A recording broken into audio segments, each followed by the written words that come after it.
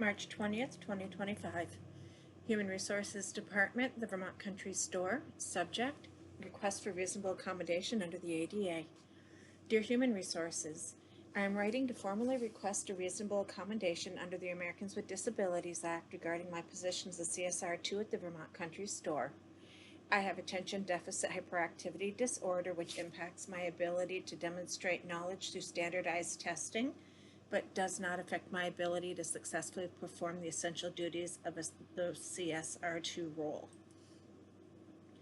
For several years, Donna Swan has been my team lead, and she has been fully aware of my performance, including my talk times and overall abilities.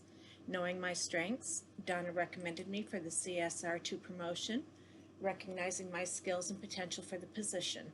I have attended the necessary classes and demonstrated the required skills. However, after being promoted, I was told I was being removed from the CSR2 position due to my inability to pass the practical tests and concerns about my talk time, even though these were known factors when I was promoted.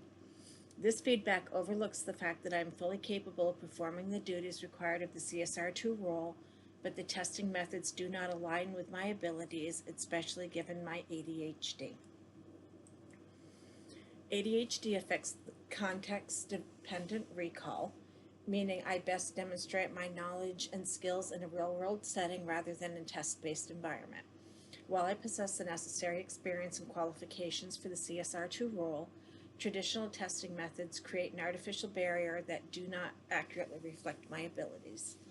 To provide an equitable opportunity, I request the following reasonable accommodation: the ability to nest and demonstrate my competence in the CSR2 role in a live work environment rather than being required to repass a written or standardized test.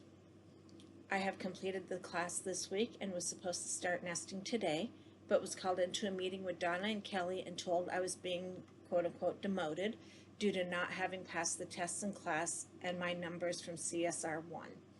Despite explaining my different learning requirements and requesting a chance to nest and prove I am able, Kelly stated she would not change her mind. This accommodation would not create an undue hardship for the company, as it aligns with the essential functions of the job while allowing me to showcase my capabilities effectively. Under the ADA, employers are required to provide reasonable accommodations that allow employees with disabilities to perform their job functions. Demoting an ADHD individual solely based on test performance can have severe emotional, psychological, and practical consequences. Since ADA affects memory retrieval, executive function, and test-taking skills, this kind of setback often does not reflect their true abilities of knowledge, but instead expose a flaw in the testing method itself. Reinforces a broken system. Demotion due to test taking ignores individual learning styles and fails to recognize the strength of ADHD minds, which excel in creativity, problem solving, and real-world application. Instead of encouraging growth, it punishes a neurological difference rather than accommodating it. Demoting an employee with ADHD solely based on test performance rather than evaluating their actual skills and competencies can have serious negative consequences not only for the individual but also for the company. Here are some ways that this decision negatively affects the workplace and the company as a whole. Key negative effects on the company. Loss of a capable employee. By demoting an employee based on test performance, a company risks loss of a valuable team member who has demonstrated the necessary skills and competencies in a real-world setting. An employee with ADHD may struggle with standardized tests, but they may excel in practical, hands-on tests where their strengths truly shine. Losing such an employee can result in a significant skill gap and the need to retrain new employees, which takes both time and resources. 2. Decreased employee engagement and morale. When employees see their colleagues demoted or treated unfairly based on factors that do not reflect their true capabilities, it can create a culture of disillusionment and disengagement. Others may begin to question whether their own performance is truly being valued or whether arbitrary measures like these test scores are being prioritized. This can lead to overall decreased morale and lower productivity across the team.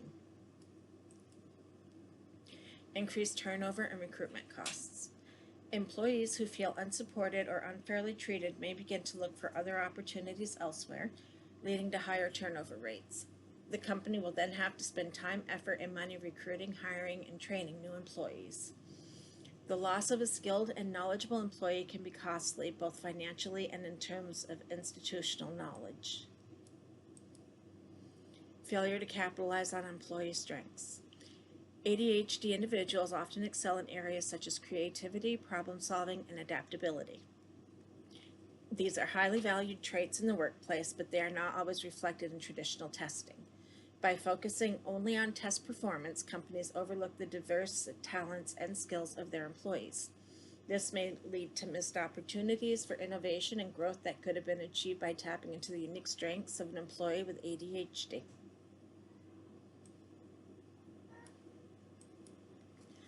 Potential legal implications. Demoting an employee with ADHD based solely on their performance in standardized tests, especially without providing reasonable accommodations, could result in legal challenges under the Americans with Disabilities Act.